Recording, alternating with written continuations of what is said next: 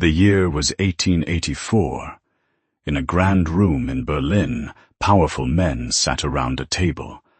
They had never been to Africa, yet they were drawing lines all over its map. They called it the Scramble. To these European leaders, Africa was like a giant cake to be divided and shared. Italy was a new country, and it wanted to be known. It wanted power. When they looked at Ethiopia, they saw a prize. They believed it would be an easy victory, but they were wrong. Ethiopia was a fortress, and its leader, Emperor Menelik II, was ready. Menelik was wise. While Europe thought he was behind the times, he was quietly buying modern guns and cannons from other countries. He was preparing. In 1889, he signed an agreement called the Treaty of Wuchale with the Italians. It looked like peace, but hidden inside it was a trick. In the Italian version, it said Ethiopia had to follow Italy's orders. In the Ethiopian version, it said they could choose to work with Italy, but they would remain free. One sentence changed everything. When Menelik discovered the truth, he didn't just get angry. He got ready. His wife, Empress Taytu, stood up and spoke with strength. She said, "I do not love war, but I would rather die than see my country become a slave." The path to war had begun. Before the great battle, there was a smaller moment that changed everything. The Italians had built a strong fort at a place called Menelik. It had thick walls and powerful weapons. They felt safe. But Empress Taytu saw something they didn't. She did not focus on their walls. She did not focus on their guns. She focused on what they needed to survive. Water. She saw that the Italians depended on a well outside the fort. Without it, they could not last. So she acted. She led 5,000 soldiers and took control of the well. She didn't rush into battle. She didn't waste lives. She waited. Day after day, the Italians grew weaker. The heat pressed down on them. Their thirst became unbearable. They watched as Ethiopian soldiers drank freely while they suffered. For 15 long days, the situation became worse. In the end, the Italians had no choice. They surrendered. The Queen had won without a fight. She proved something important. Ethiopia was not just strong, it was smart. Menelik then sent a message across the land. "The enemy has come to destroy our home. Follow me." And the people came, from every region, from every community. They gathered. Leaders who once fought each other now stood side by side. They moved as one. Imagine the sight. Over 100,000 people marching through the mountains. It was not just an army. It was a nation. They brought everything with them. Priests, families, even children. Everyone had a role.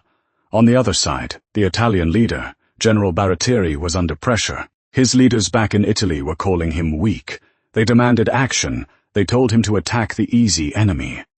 But he underestimated Ethiopia, and that mistake would cost him everything.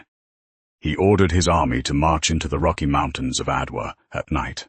He believed victory would be simple, but he was walking into a trap. It was the night of the 29th of February. The Italians began their march, but the mountains of Adwa were like a maze. The maps they used were old and wrong. In the darkness, confusion spread. The army split into different groups. They lost contact with each other. Some soldiers marched in the wrong direction. Others became trapped in deep valleys, surrounded by cliffs.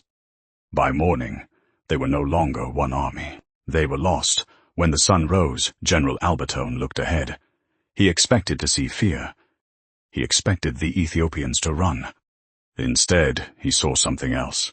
A massive force of Ethiopian soldiers, standing ready.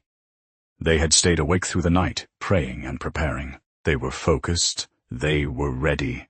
The Italians were tired, confused, and alone. Then, the battle began. The mountains echoed with the sound of cannons. The ground shook. Ethiopian forces moved with speed and control. They attacked with purpose. The Oromo cavalry charged down the hills like a powerful wave. In the middle of the chaos, Empress Taytu rode forward and called out to her people. "Be brave. Victory is ours." Her voice carried strength. Her presence inspired the fighters. Then came the final moment. Emperor Menelik himself led the charge. It was decisive. The Italian lines began to break. Order turned into confusion. Confusion turned into panic.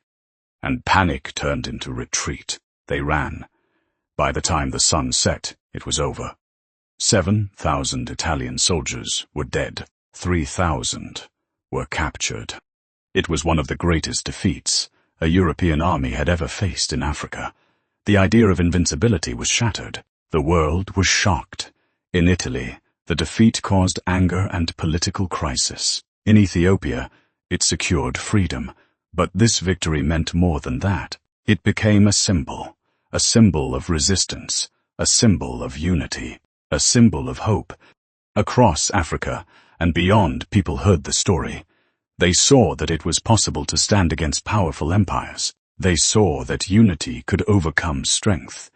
Ethiopia became a light, a reminder that freedom could be defended. Even today, that legacy lives on. The colors of Ethiopia's flag, green, yellow, and red, are now shared by many African nations. They represent pride, strength, and independence. The Battle of Adwa proved something powerful.